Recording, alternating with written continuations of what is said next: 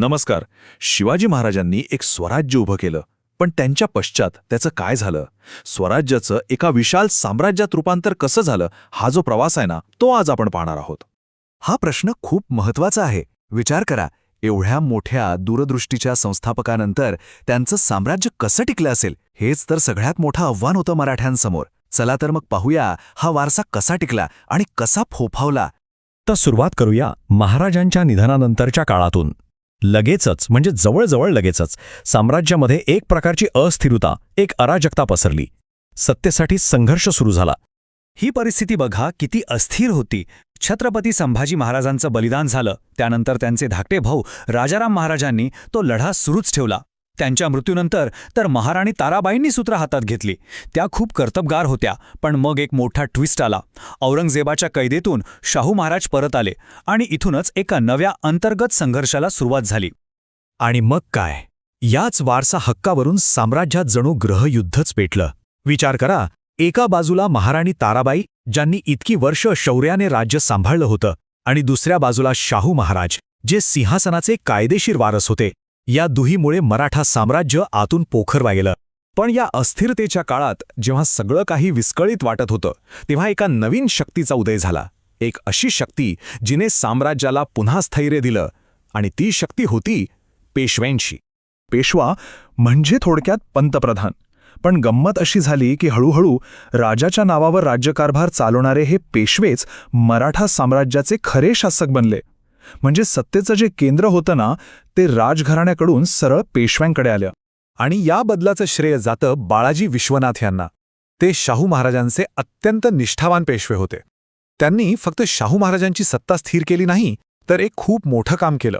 गायकवाड, होळकर, शिंदे यांसारखे जे विखुरलेले पण ताकदवान सरदार होते, त्यांना त्यांनी एकत्र आणलं आणि मराठा साम्राज्याला पुन्हा एकसंध बनवलं. आता आपण त्या पेशव्यांबद्दल बोलणार आहोत, ज्यांचं नाव घेतलं की आजही अनेकांना स्फुरण चढतं. अविश्वसनीय लष्करी पराक्रम आणि साम्राज्य विस्तार, म्हणजेच पहिले बाजीराव. फक्त 19 वर्षे. हो, हे वय होतं बाजीरावांचं जेव्हा ते पेशवे बनले. विचार करा, इतक्या तरुण वयात अख्ख्या साम्राज्याची सूत्र हातात घेणं, यावरूनच त्यांच्या विलक्षण प्रतिभेचा अंदाज येतो. आणि मग त्यांनी जो विस्तार सुरू केला, तो अक्षरशः विजेच्या वेगाने. गुजरात, माळवा, उत्तरेकडचं हे मोठे प्रदेश जिंकून त्यांनी मराठा साम्राज्यासाठी प्रचंड मोठा प्रदेश आणि महसूल मिळवून दिला. एवढंच नाही, हैदराबादच्या निजामाला त्यांनी धूळ चारली आणि त्यातून 50 लाख रुपयांची युद्धखंडणी घेतली. या एका विजयाने दख्खनमध्ये मराठ्यांचं वर्चस्व निर्विवादपणे सिद्ध झालं. बाजीरावांची नजर फक्त जमिनीवरच्या सत्तांवर नव्हती. त्यांनी पोर्तुगीज आणि सिद्धी यांसारख्या सागरी सत्तांनाही हरवलं. वसई आणि जंजिऱ्यासारखे महत्त्वाचे किल्ले जिंकून त्यांनी मराठ्यांच्या आरमारी सामर्थ्याचीही चुणूक दाखवली. आणि म्हणूनच त्यांच्या या अतुलनीय कर्तृत्वामुळे लोक त्यांना दुसरे शिवाजी महाराज म्हणू लागले. ही फक्त एक पदवी नव्हती, तर त्यांच्या दूरदृष्टीची, त्यांच्या शौर्याची आणि स्वराज्याचं साम्राज्यात रूपांतर करण्याच्या त्यांच्या क्षमतेची ही सर्वात मोठी पोचपावती होती. पण प्रत्येक मोठ्या कथेमध्ये एक वळण येतं. एक असा काळ येतो जेव्हा सगळं काही बदलून जातं. मराठ्यांच्या इतिहासात तो क्षण होता, पानिपतचं रणांगण. अफगाणिस्तानहून अहमद शाह अब्दाली नावाचं एक मोठं संकट भारतावर चालून आलं होतं. आणि त्याचा सामना करण्याची जबाबदारी कोणावर आली? तर मराठ्यांवर. आणि मग लढाई झाली 1761 साली, पानिपतची तिसरी लढाई. ही काही साधी लढाई नव्हती. ही लढाई उत्तर भारताचं भवितव्य ठरवणार होती.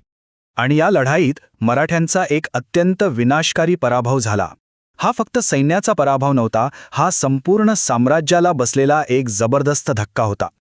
असं म्हणतात की मराठ्यांची एक अख्खी पिढी या युद्धात कामी आली. पण मराठ्यांची कहाणी इथेच संपत नाही. म्हणतात ना, फिनिक्स पक्षी राखेतून पुन्हा झेप घेतो, तशीच काहीशी ही कथा आहे. एका तरुण पेशव्याच्या नेतृत्वाखाली राखेतून पुन्हा उभा राहण्याची. आणि हे पुनरागमन खरंच अविश्वसनीय आहे. तरुण पेशवे माधवराव त्यांनी काय केलं तर बघा, त्यांनी सगळ्यात आधी लष्करी ताकद पुन्हा उभी केली. मग दक्षिणेत निजामाला हरवलं, हैदर अलीला नमवलं आणि सगळ्यात महत्त्वाचं, त्यांनी पुन्हा दिल्लीपर्यंत धडक मारली आणि मुघल सम्राटाला मराठ्यांच्या संरक्षणाखाली पुन्हा गादीवर बसवलं. म्हणजे उत्तर भारतातला दबदबा परत मिळवला. जरा विचार करा, पाणिपतच्या एवढ्या मोठ्या पराभवानंतर फक्त 10 वर्षात, अवघ्या 10 वर्षांत माधवरावांनी मराठा साम्राज्याला पुन्हा भारताची सर्वोच्च शक्ती बनवलं. ही त्यांच्या विलक्षण दूरदृष्टीची आणि पराक्रमाचीच साक्ष आहे. पण दुर्दैव बघा, माधवरावांचा अकाली मृत्यू झाला आणि त्यांच्या जाण्याने जी पोकळी निर्माण झाली ती भरून निघाली नाही. आणि याच संधीचा फायदा घेतला एका नव्या धूर्त शक्तीने, इंग्रजांनी. अंतर्गत कलह आणि इंग्रजांचं वाढतं सामर्थ्य या 2 गोष्टींमुळे अखेर मराठा साम्राज्याचा अस्त झाला. तर मग प्रश्न उडतो की मराठा साम्राज्याचा वारसा नेमका काय? बाजीरावांच्या काळात गाठलेलं ते उत्तुंग शिखर, की पानिपतचा तो विनाशकारी पराभव, की त्या पराभवानंतर त्या राखेतून माधवरावांनी घडवलेलं ते विलक्षण पुनरागमन? खरंच एखाद्या साम्राज्याचा वारसा कशाने ठरतो? त्याच्या शिखराने, पतनाने, की पुन्हा उभं राहण्याच्या क्षमतेने? हा एक विचार करण्यासारखा प्रश्न आहे, नाही का?